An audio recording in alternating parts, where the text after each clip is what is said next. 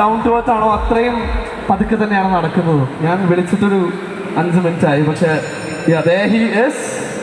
JSK, very happy to have you here.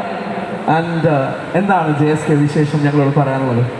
എനിക്ക് തോന്നുന്നു പതുക്കെ നടന്നാലും സ്ഥലത്ത് കറക്റ്റായിട്ട് എത്തിയാൽ മതി എന്ന് തോന്നുന്നു. കറക്റ്റാണ്.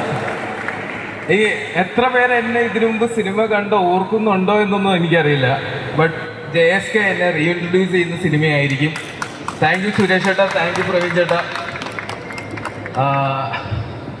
എന്തിനു പറയട്ടെ, അല്ല എന്താണ് സിനിമ വിശേഷങ്ങളെന്നാണ്. പക്ഷെ അതിനു മുൻപ് എത്ര പേരെന്നെ സിനിമയിൽ കണ്ട് അറിയുന്നെന്ന് പറയേണ്ട കാര്യമുണ്ടെന്ന് എനിക്ക് തോന്നുന്നില്ല. കാരണം ഈ ഒരു മുഖം നമുക്ക് പല രീതിയിൽ സുപരിചിതമാണ്. ഒന്ന് ചെറിയൊരു ഛായ, ആ ശബ്ദം, പക്ഷെ അതിനൊക്കെ അപ്പുറം ആ ഒരു ഡെബ്യൂ മൂവി ലൈക്ക് ഹണിബി 2.5 അത് കാണാത്തവർ വളരെ കുറവാണ്. സോ ഞങ്ങൾക്ക് എല്ലാവർക്കും we still have you here.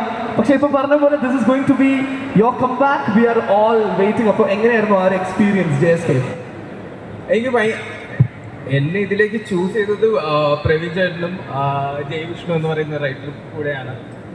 എനിക്ക് എന്താ പറയുക, സുരേഷ് ചേട്ടൻ്റെ പടം എന്ന് പറയുമ്പോൾ അതിലേക്ക് വിളിക്കുക, എനിക്ക് കഥ പോലും ഞാൻ ചോദിച്ചിട്ടില്ല. ഞാൻ പറഞ്ഞു പ്രവീൺ ചേട്ടൻ ഞാൻ ഉറപ്പായിട്ടും, എനിക്ക് അത്രയും സന്തോഷം. കാര്യം ഞാനൊക്കെ ഈ തിയേറ്ററിൽ പോകുന്നതിന് മുമ്പ് ഈ ഞായറാഴ്ചകളിൽ വൈകുന്നേരം 4 മണിക്ക് സുരേഷ് ചേട്ടൻ്റെ സിനിമകൾ കണ്ട് അതിന് കൈയടിച്ചിട്ടുള്ളവരാണ്. അതായത്